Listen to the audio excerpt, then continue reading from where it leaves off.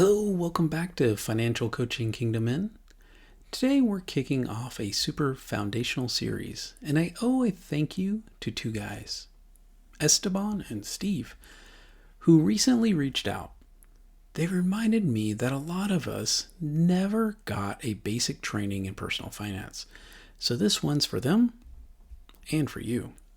Over the next 4 weeks, we're unpacking the fundamental formula income minus expenses equals savings or debt. We're starting at the absolute beginning with the single most powerful tool you have to care for your family, build your net worth, and live generously. It's your income.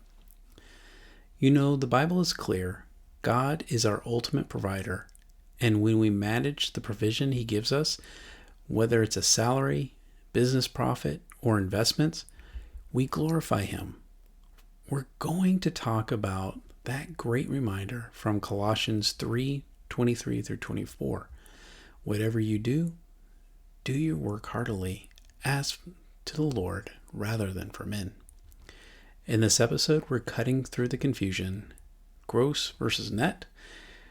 We'll define the essentials and give you the forced action you need to master your paycheck and finally know the exact number you should be building your budget on.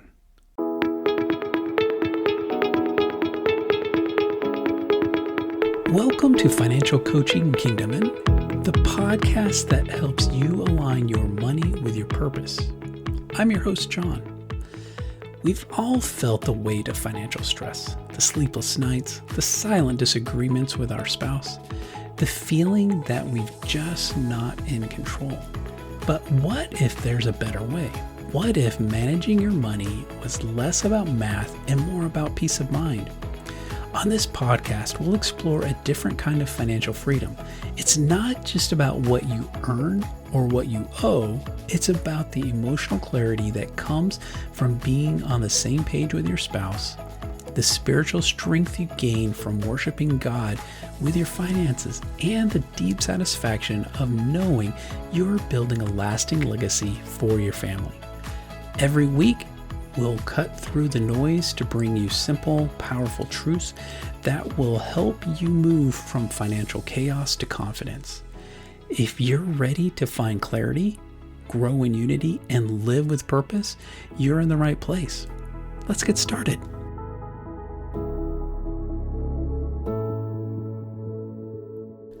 What's the single most powerful tool you have to care for your family, build net worth, crush debt, and live generously? It's your income. People get income from many different sources, whether it's a job, business profit, investment earnings, rental payments, Social Security benefits, or retirement accounts. God provides for us. When we manage our income wisely, we worship God and honor Him as our provider. The Bible instructs us many times to glorify God with our work. Whatever you do, do your work heartily, as for the Lord rather than for men, knowing that from the Lord you will receive the reward of the inheritance. It is the Lord Christ whom you serve. Colossians 3:23 and 24. We are also reminded that in whatever circumstance that we find ourselves, if we are seeking His will, we can do all things through His strength. I know how to be brought low, and I know how to abound. In any and every circumstance, I have learned the secret of facing plenty and hunger, abundance and need.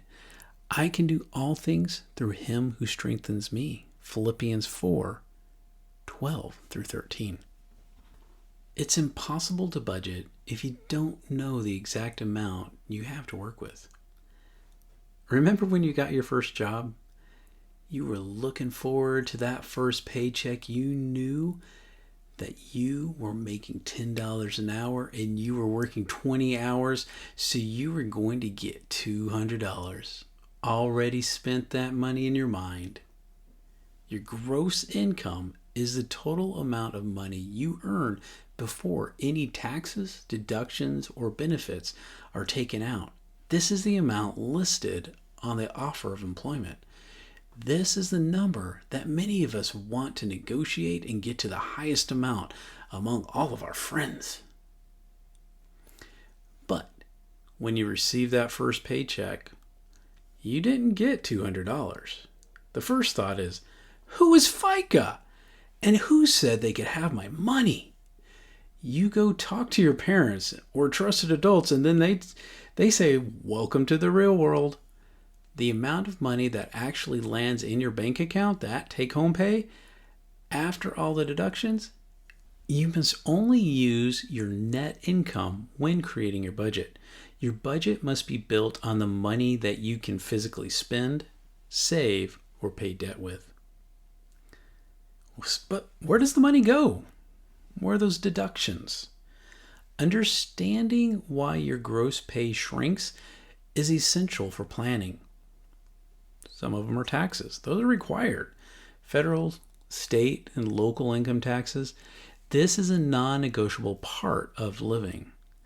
Are you currently paying enough to get a refund when your taxes next year? Are you using this as a forced savings account? You may be able to adjust your withholdings so that you can pay your taxed amount and use the remainder to fund your financial goals every month. Social Security and Medicare, FICA, mandatory federal contributions. Have you considered all the people around in your life who take advantage of these programs? I have personally had periods of my life where I had to access these vital services myself. Benefits, health insurance premiums, dental, life insurance, etc. You want to make wise choices for yourself and your family. Retirement contributions, 401k, or other workplace retirement savings. While these are usually deductions, we often recommend pausing voluntary retirement savings during the intensive debt snowball phase to free up cash flow. Get the debt paid off and then fund your retirement savings in such a way that you can enjoy the blessings you're receiving now and open up other opportunities for yourself in the future. As people worshiping the King, you must actively manage and protect your income flow. Check your pay stub. Don't just look at the direct deposit amount. Review every single deduction on your pay stub or W-2. Know exactly how much is taken out and why. Over the years, I've had multiple people come to me while I was in HR and payroll positions complaining about withholdings they were unaware of. They hadn't checked their pay stubs to see what was coming out of their checks for years. Establish a consistent number. For budgeting purposes, determine guaranteed net monthly income. If your pay is inconsistent, maybe you are a commission or hourly, calculate your lowest reliable monthly average and budget based on the conservative figure. When you make more than this minimum amount, use those funds to meet your savings goals. Disability insurance. Your ability to earn money is your greatest financial asset. Do you have short-term or long-term disability coverage through your work or privately? This safeguards your family's future provision. I don't know about you, but my ability to injure myself doing the same things that I was doing just 10 years ago has greatly increased. Life insurance. If people depend on your income, say a spouse or children, you need term life insurance to replace your income if you pass away. Many employers will offer you life insurance that they will pay the premiums. This is a great starting point, but don't leave this as your only life insurance coverage. Love your family enough to take care of them and relieve one anxiety in such a traumatizing time. Income is the engine. The budget is the map. If you don't know exactly how much fuel you have, you can't plan the journey. Every dollar that hits your account is an opportunity for stewardship. Use your newfound clarity on your net income to start your zero-based budget today and begin your path to generous debt-free living. This journey isn't just about you. It's about building a legacy for your family. If you're married or in a relationship, share this episode with your partner. Have a conversation about the principles we've discussed and start building a financial plan together. A strong team starts with a shared vision. All right, guys, let's quickly talk about where the money actually comes from, because for Kingdom Men, building lasting wealth, not all income is created equal. We divide income into two essential types, active and passive. Active income is what most of us start with. It's what you get when you trade your time and efforts directly for money.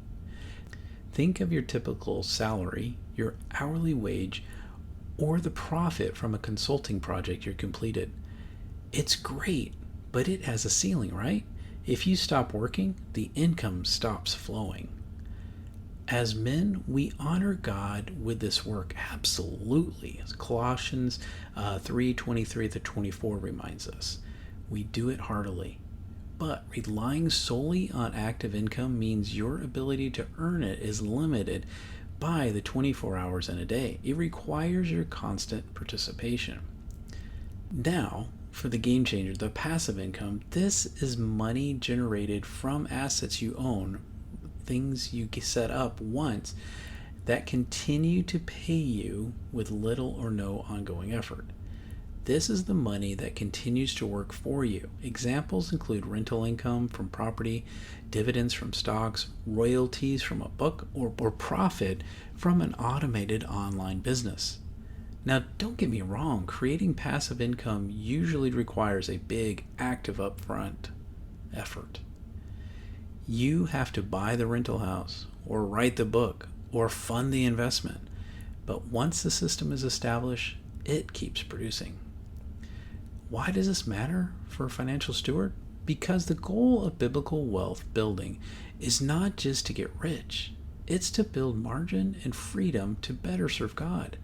Passive income gives you the freedom to continue providing for your family, even if your active income stream is interrupted or you're on the mission field.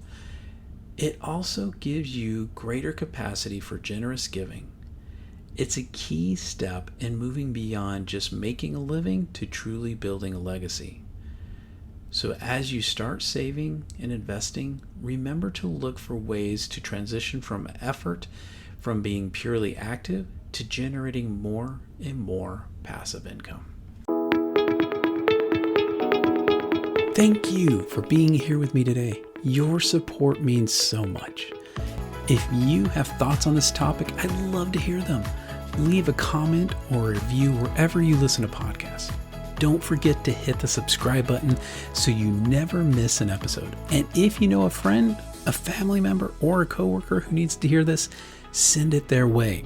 Let's keep building this community together. And God bless.